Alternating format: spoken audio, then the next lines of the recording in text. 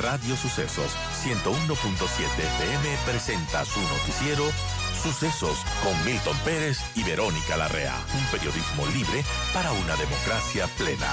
Los hechos y las opiniones de los sucesos que marcan nuestro tiempo.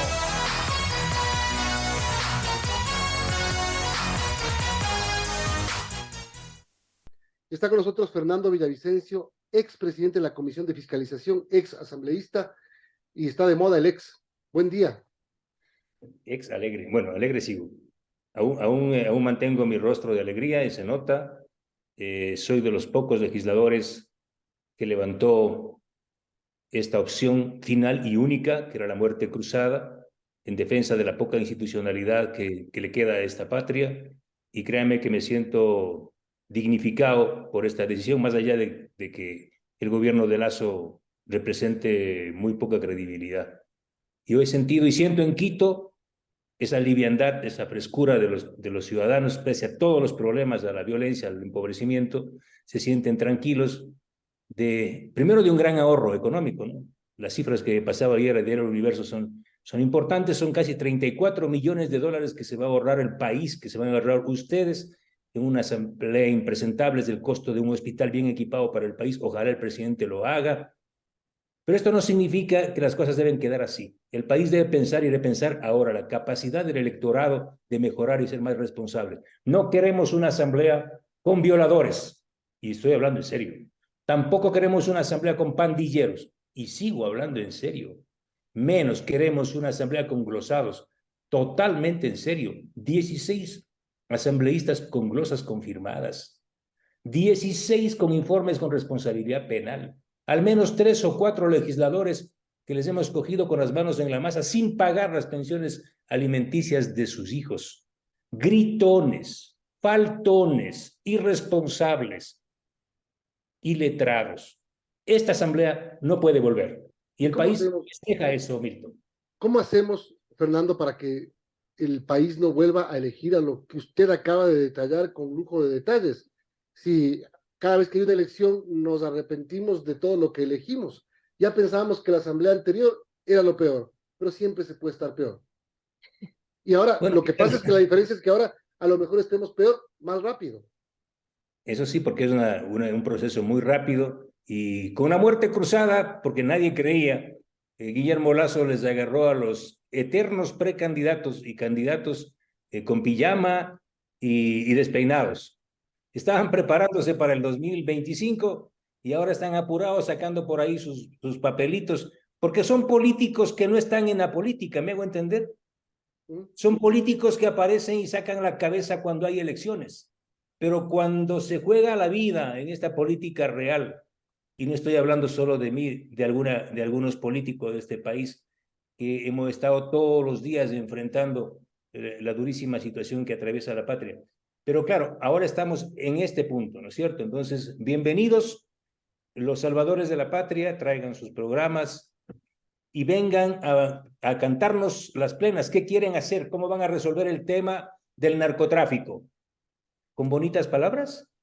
Así van a enfrentar al cartel de Sinaloa, a los albaneses y a los tiguerones, a los lobos y a los chone killers y a los chone killers de la Asamblea Nacional y a los políticos que han socapado a estas estructuras criminales. Traigan sus propuestas, señores candidatos. Este país requiere paz, tranquilidad para poder reactivar la economía, no ofertas de campaña viejas, no. Queremos enfrentar con valentía. Este país necesita un gobierno valiente, bien parado. Ya vamos a hablar de las candidaturas. Yo quiero preguntarle antes, para cerrar el tema de la muerte cruzada, ¿usted se lo imaginaba? Daba la impresión, y dicho por asambleístas de la oposición, que estaban con el voto listo para destituir al presidente, tenían la impresión de que Lasso salió bien el día de su presentación en la asamblea, de que incluso se fortaleció un poco el presidente, las defensas, digamos, las acusaciones de los interpelantes no fueron muy bien sustentadas, se contaban votos en la noche, había comunicados de ciertos sectores políticos que iban sumando y aparentemente no había en los 92 votos. Es decir, el panorama pintaba de alguna manera en ese momento como para una no destitución del presidente. ¿Por qué el presidente se adelantó? o no esperó? ¿Quiere que le cuente todo? Por favor. Vamos a contar todo. Efectivamente, hasta casi las 10 de la noche, existían 52 votos para salvar al presidente. Es decir, ¿por qué razón el presidente toma una decisión que no iba en la vía y en la dirección de su discurso?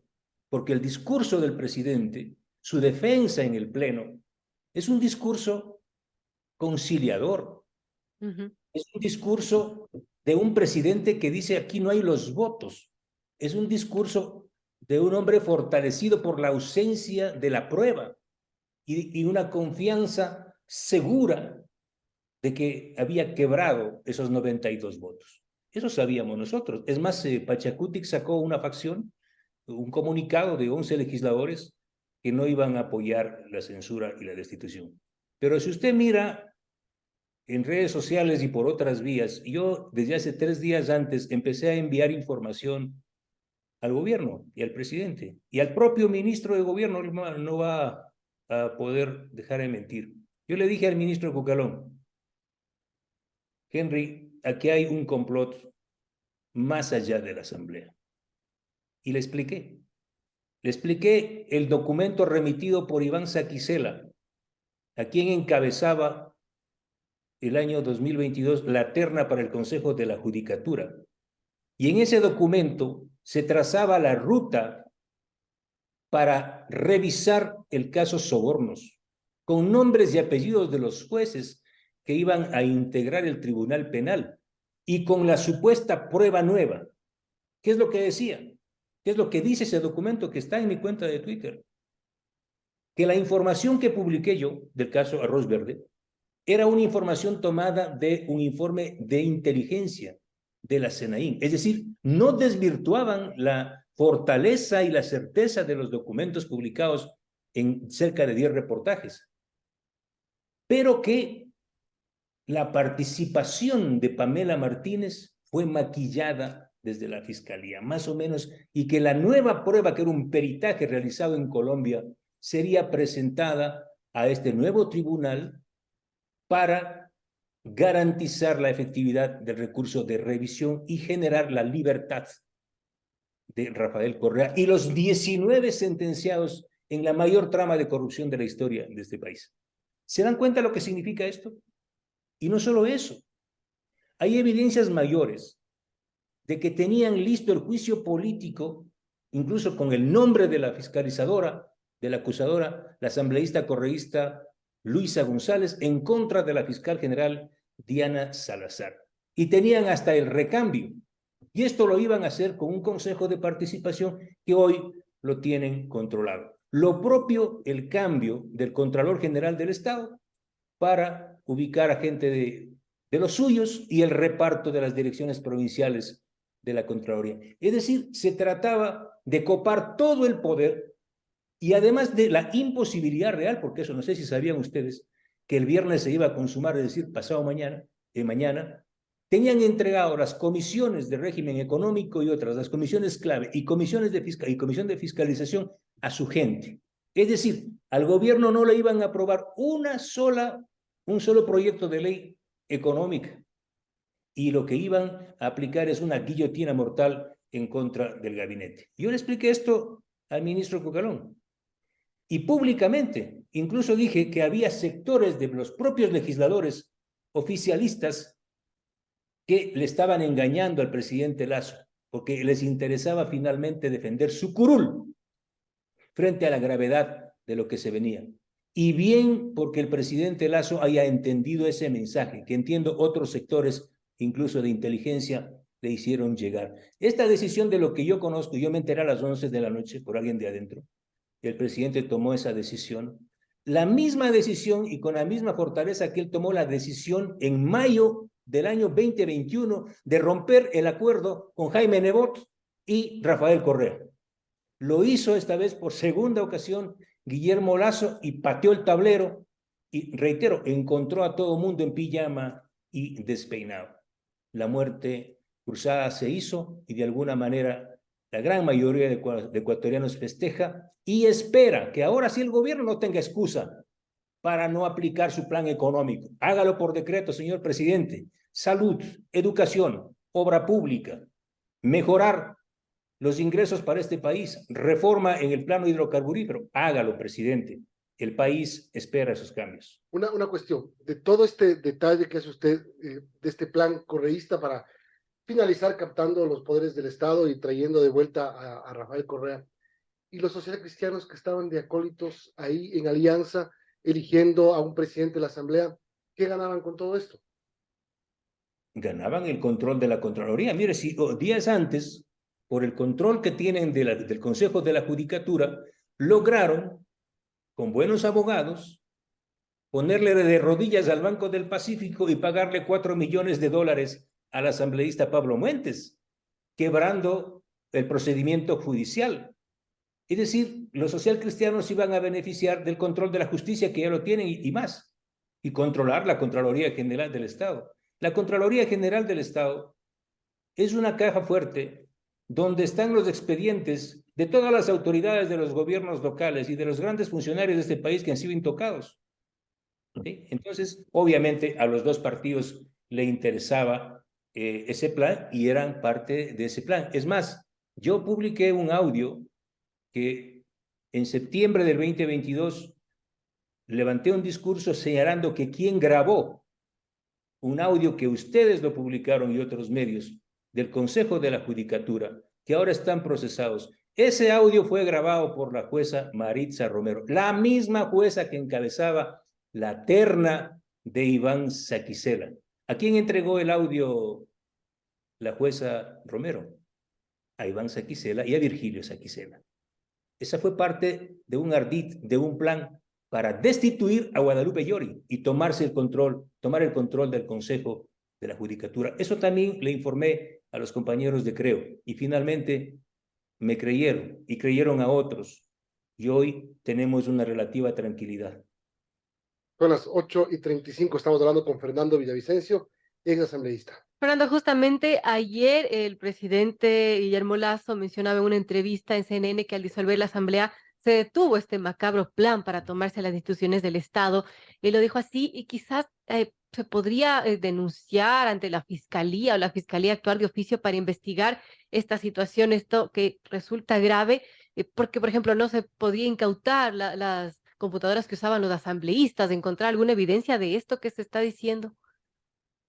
Bueno, yo creo que la Fiscalía tiene en sus manos un expediente, el expediente de Maritza Romero. Y también están allanando en las últimas horas el domicilio y las oficinas de uno de los vocales del Consejo de la Judicatura, del señor Muñoz. Así es. Son pasos importantes que está dando la Fiscalía. Pero es ahora responsabilidad del presidente de la República. Yo le pido públicamente al presidente de la República, presente usted que ahora tiene todo el poder, ¿sí? Una acusación formal en contra de todas estas autoridades y exautoridades que conspiraron y que tenían una agenda trazada para generar de forma inconstitucional, ilegal, ¿sí?, la liberación de los 20 procesados en el caso Arroz Verde y sobornos. Usted tiene la posibilidad, presidente Lasso, hágalo. Aquí usted menciona esta investigación que se ha abierto contra Javier Muñoz, vocal del Consejo de la Judicatura, por supuesto lavado de activos. Tengo una carta que envía la fiscal general Diana Salazar a la sala especializada de lo penal, penal militar, penal policial, tránsito, corrupción y crimen organizado de la Corte Nacional de Justicia. Escucha esto. Diana Salazar Méndez, dentro del expediente Tata, que por el presunto delito de tráfico de influencia se sigue contra Juan José Morillo y otros, ante usted comparezco y solicito lo siguiente: mediante escrito ingresado en la Corte Nacional de Justicia el 28 de abril a las 8:39, solicité de conformidad a lo establecido en los artículos citados en este, señale día y hora para que se lleve a cabo la audiencia de formulación de cargos contra los ciudadanos Juan José Morillo Velasco, Ruth Maribel Barreno y Vladimir Gonzalo Jaya, el expresidente de la Corte Provincial de Pichincha, implicado en este caso de tráfico de influencia. Sin embargo, debido a diferentes circunstancias orientadas a dilatar el accionar de la Fiscalía, no se ha podido instalar la audiencia solicitada, razón por la cual insisto en mi petición y solicito se señale lo antes posible día y hora para la audiencia de formulación de cargos.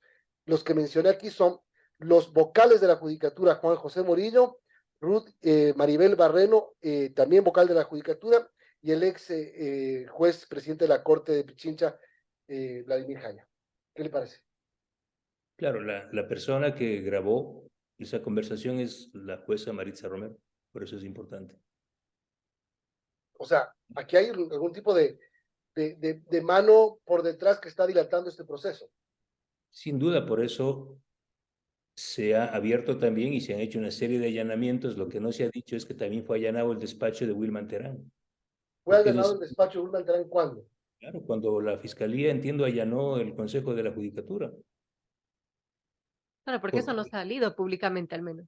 Claro, no se ha dicho, pero sin duda la principal responsabilidad ahí sería del presidente del Consejo de la Judicatura por haber suspendido, porque les conviene al juez Macías, justamente para impedir que se instale esta audiencia solicitada por la Fiscalía General del Estado. Y el momento en el que esto se haga público se va a conocer lo que yo estoy revelando, ¿sí? Cómo actuó la jueza Romero y de parte de quién, como se suele decir, ¿no? A favor de quién actuó. Esto va a permitir descubrir la existencia de este complot, ¿sí? De esta trama que estaba orientada a tomar el control del Consejo de la Judicatura, a destituir a Guadalupe Llori, que finalmente se logró, y a tomar el control de la Asamblea Nacional. El presidente Lasso sabe, ahora que usted tiene todos los poderes, presidente, vamos, hágalo. Bueno, usted va a ser candidato presidencial, ¿sí o no? Eso me está pidiendo, yo no tengo problema en decir lo que me gustaría, quién no, poder servir desde el espacio más alto del poder a los ecuatorianos, pero yo soy consciente que en este país primero se requiere hablar con nosotros, con los que piensan parecido o incluso distinto, pero que están en un camino amplio de democratización de este país. Yo no quiero, Milton, que regresen aquellos que persiguieron, aquellos que aún guardan el dolor y las lágrimas de Patricia Gabela. Ojalá en 3 meses el Ecuador pueda tener nuevamente su informe del perito Mesa y los nombres de los responsables de este crimen atroz durante el gobierno de Correa. Yo no quiero que vuelva ese régimen. Yo no quiero que vuelva un régimen que persigue periodistas. No quiero que vuelva un régimen de sobornos y sobreprecios con refinerías que no existen, con refinerías repotenciadas que no funcionan, con centrales hidroeléctricas que se caen a pedazos. Yo no quiero que vuelva a ese régimen que violenta derechos humanos. Y tampoco quiero que sigan las cosas como están, con un gobierno como el de Lasso que alimentó a los cuervos que le querían sacar los ojos. No quiero que siga esto. Bueno, pero para que no pase eso, claro, pero para que no pase eso debería haber una unidad de la tendencia. Exactamente. Ahora sí, porque nunca, siempre se ha dicho, vamos a conversar, nos hemos reunido y terminan habiendo 9 candidatos de la misma tendencia, quitándose los votos entre sí. Claro, por eso digo, el presidente Lasso con la muerte cruzada les agarró en pijama y despeinados. Ahora están ahí, vengan, peínense. Bueno, pero a ver, pero el correísmo se peina rapidito. Creo que es el único movimiento que tiene la capacidad de reaccionar rápido y de ponerse a punto para las nuevas elecciones. El resto no mucho. Estas elecciones que se vienen está clarísimo el territorio y el espacio y la cancha marcados. Es el correísmo y el anticorreísmo. Entonces hay un 75-80% de ciudadanos de ese mapa electoral, de estos políticos que no quieren que el pasado retorne, que tampoco el presente continúe. Bueno, unámonos, provoquemos una sola candidatura de este sector, porque la responsabilidad de las derrotas es nuestra, no de ellos. El correísmo ya sabemos lo que queremos. Ellos van a poner su candidato, ellos están bien peinados, ¿sí? Nosotros somos el problema, tenemos que unirnos. Ojalá sea posible, yo estoy dispuesto a hacerlo. ¿Sí? ¿Algo más? Su binomio, Fernando, ha pensado ya la que Salataria la dijo que no. Si saben contar, no cuenten conmigo, dijo. Bueno, yo he conversado con ella, yo nunca oculto nada. Estábamos trabajando una coalición conversando sobre su destino fuera de la Fiscalía para el 2025. Reitero, el presidente Lasso sacudió todo esto con la muerte cruzada, pero a mí me encantaría, ¿no? Obviamente la fiscal es la fiscal, no puede acabar su periodo, pero he conversado con muchas personas y quiero decirles que para mí este rato mucho más importante es tener una asamblea con altísima calidad académica, ética, política y estética. Eso principalmente. Entonces, el binomio es supremamente importante, pero se trata de llevar los mejores hombres y mujeres al Parlamento ecuatoriano. Y en las últimas horas hemos conversado con Patricio Carrillo. Entiendo que él también en las próximas horas hará un pronunciamiento. Hay un pedido de una parte de un acuerdo casi soldado con el movimiento Construye, y eso es muy importante porque Patricio Carrillo sin duda tiene la calidad profesional para decirle al país cómo enfrentar al crimen organizado. Perfecto. Y Ricardo Vanegas, primer asambleísta nacional, ya me lo dijo a mí. Villavicencio, presidente, y yo, primer asambleísta nacional. Así me dijo. Gracias por el O apoyo. yo, Vanegas, no, eso digo él. Eso vamos a construirlo en el camino, en consenso entre todos. Ojalá podamos, reitero, tener una sola candidatura anticorreísta.